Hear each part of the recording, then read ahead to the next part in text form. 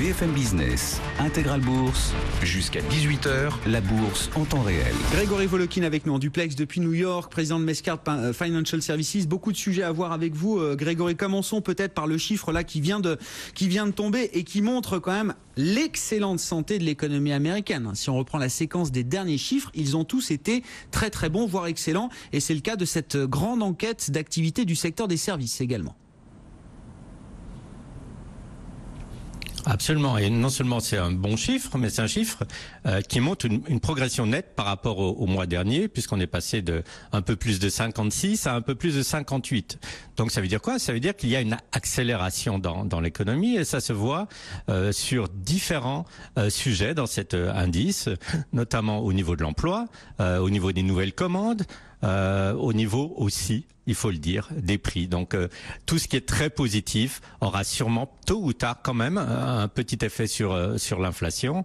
Voici pourquoi le dollar se porte de mieux en mieux. Mais je dirais surtout, ça montre qu'il y a maintenant peut-être deux vitesses dans l'économie mondiale. Un ralentissement conjoncturel assez léger, mais quand même notice en Europe, et une accélération absolument nette cette fois aux États-Unis depuis, je dirais, bientôt 2 mois. Ouais, très très clairement, hein, c'est vrai que nous notre marché est plus soumis à l'aversion au risque, hein, le marché obligataire européen qui est sous pression de l'Italie, alors qu'aux États-Unis on voit quand même que ce sont les fondamentaux encore très largement qui guident ce marché obligataire américain, les taux américains toujours entre 2,90 et 3% cet après-midi. Concernant le marché action, il y a une thématique toujours très forte, c'est la thématique technologique, Grégory. Alors c'est pas une surprise, c'est pas franchement une nouvelle, si ce n'est quand même il y a eu un petit passage à vide fin mars, beaucoup de spéculations, beaucoup d'interrogations sur la capacité de résistance et de résilience de ces grands groupes technologiques américains. Bon, on a la réponse aujourd'hui qui a été donnée de manière éclatante encore par ces valeurs qui sont toutes ou quasiment toutes au plus haut historique. Ouais, souvenez-vous qu'il y a quelques semaines, les questions que vous me posiez, c'était Apple, est-ce qu'ils ont vraiment des problèmes? Est-ce qu'il y a un cycle de produits négatif? Est-ce qu'ils sont en train de perdre leur direction de leader, etc. Et en fait, oui, la technologie, tous les 3, 4 ou 5 mois, elle est un peu critiquée, il y a des prises de profit. Et puis alors, qu'est-ce qu'on voit aujourd'hui, par exemple? On voit que si vous regardez le S&P 500 depuis le début de l'année aux États-Unis, 2 titres ont fait 27% de la performance. Il s'agit de Amazon en hausse de plus de 40% depuis le début de l'année, et de Netflix en hausse de plus de 80% depuis le début de l'année. Et c'est pas des hausses qui sont injustifiées, parce qu'en fait, si on regarde maintenant les multiples de ces compagnies technologiques, on pourrait dire vraiment sans se tromper que les profits augmentent plus rapidement que justement ces multiples. Donc ce n'est pas vraiment pas justifié, je dirais. L'autre chose à dire, c'est que maintenant vous avez des poids lourds absolument énormes. C'est-à-dire que Apple en est à 950 milliards de capitalisation en bourse.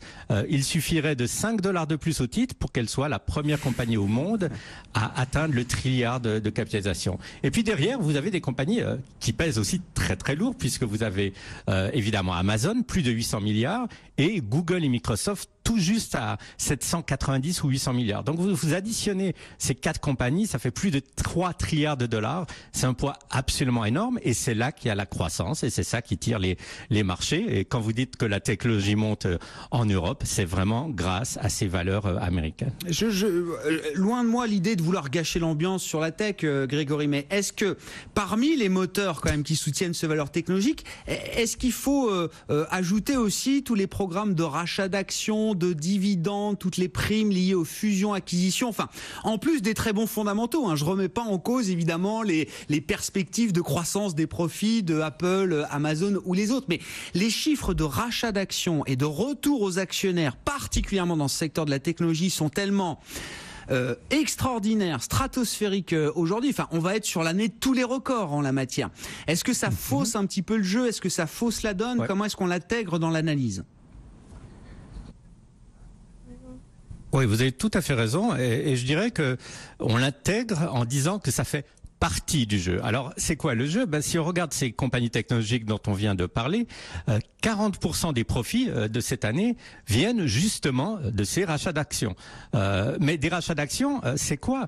C'est diminuer le nombre d'actions en circulation, donc ça a un impact positif pour les actionnaires. Et en fait, une compagnie, si on réfléchit, elle a quand même un rôle vraiment important, c'est d'apporter de la richesse à ses actionnaires. Donc c'est quelque chose que je dirais est positif. Mais vous avez tout à fait raison de le souligner.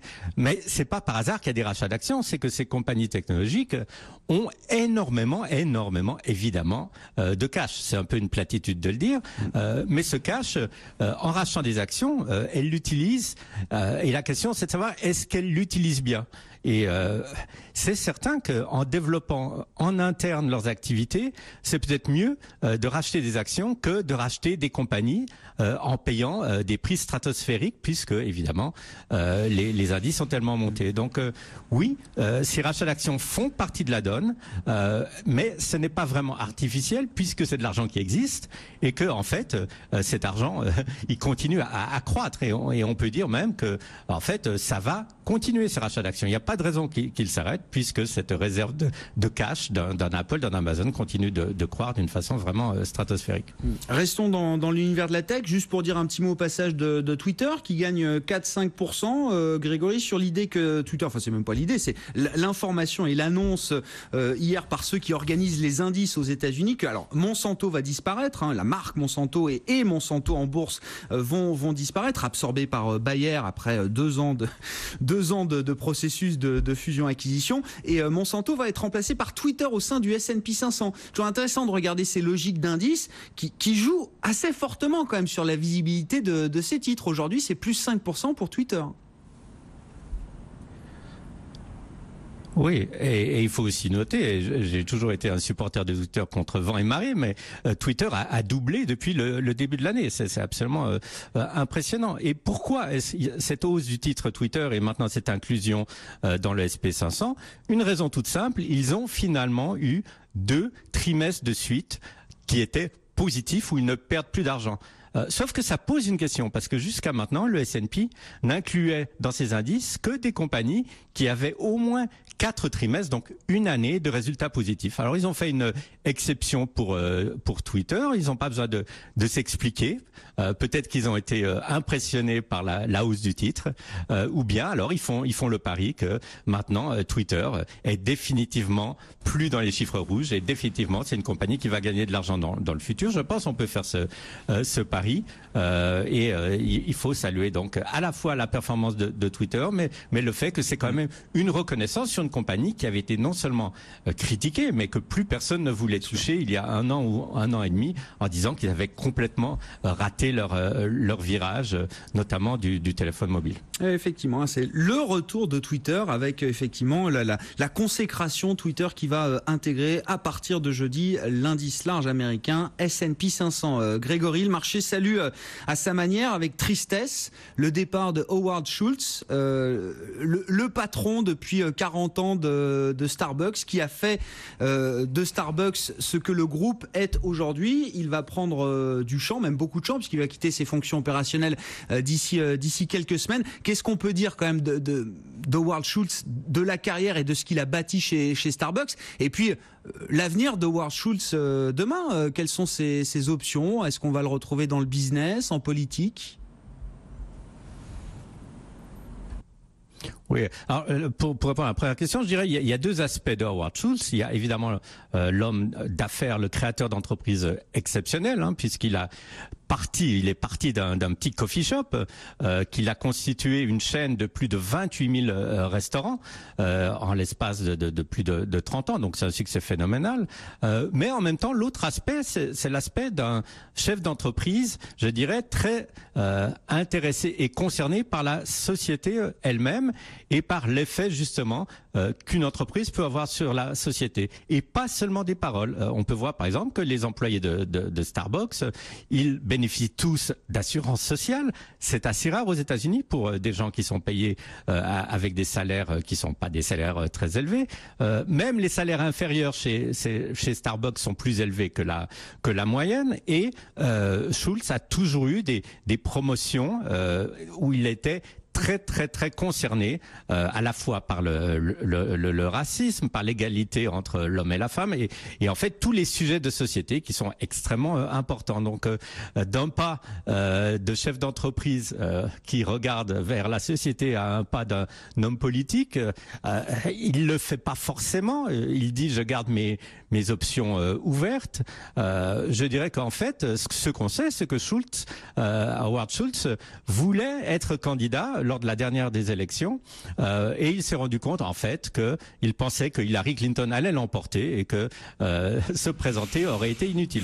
Alors peut-être qu'il aurait dû se présenter, c'est trop tard pour le dire, sauf que maintenant c'est clair que je dirais il est tout aussi légitime qu'un autre, si ce n'est plus, parce que là, ces résultats d'hommes d'affaires, d'entrepreneurs sont absolument remarquables. Il a vraiment construit quelque chose et en plus, il a vraiment montré l'intérêt qu'il porte à toutes les questions sociétales. Bon, voilà pour Howard Schultz. Et je le disais, le marché salue avec tristesse le départ du patron de Starbucks, puisque le titre Starbucks recule de 2,5% cet après-midi. Un dernier sujet, Grégory, qui va être un gros sujet évidemment, hein, c'est l'Assemblée générale annuelle des actionnaires de Tesla, avec au programme de lourds sujets sur la question de la gouvernance de Tesla. Oui, il y a beaucoup de questions. Alors, la première question, c'est que 3 des directeurs qui sont dans le conseil d'administration de Tesla doivent être réélus et les associations d'actionnaires s'opposent à la réélection. Pourquoi ? Ils disent que par exemple un des 3 n'est que le frère de Musk et que c'est peut-être pas une qualité suffisante pour être directeur et qu'en plus ça manque quand même un tout petit peu de directeurs indépendants dans ce board. Donc ça, c'est la question, c'est à la fois l'indépendance du board et surtout aussi, je dirais, l'activité du board, puisque Musk possède plus de 27% des actions de Tesla et qu'on a l'impression vraiment là que c'est lui qui dirige absolument tout.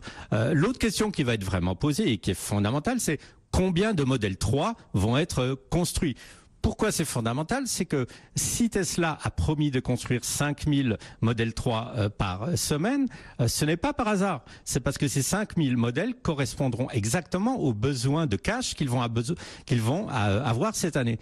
Ils ont reçu des dépôts de la part des centaines de milliers de clients potentiels pour le modèle 3, mais ce cash, ils peuvent pas le toucher tant qu'ils ne livrent pas la voiture. Donc, s'ils n'arrivent pas à livrer assez de voitures, et le chiffre, je pense, fatidique est à peu près de 5000 par semaine. S'ils n'arrivent pas, tout simplement, la troisième question c'est, est-ce que vous, Tesla, vous allez devoir faire appel au marché des capitaux? Alors là, ça devient un peu plus délicat. C'est une compagnie à la fois très endettée et c'est clair qu'il pourrait diluer les actionnaires en émettant plus d'actions. Pour le moment, les marchés ont été très réceptifs aux augmentations de capital de Tesla. Ça sera à voir si ça doit se reproduire. Merci beaucoup, Grégory. Bonne séance à vous à New York. Grégory Volokin, président de Mescard Financial Services, les valeurs tech aux États-Unis, leader du jour. On le retrouve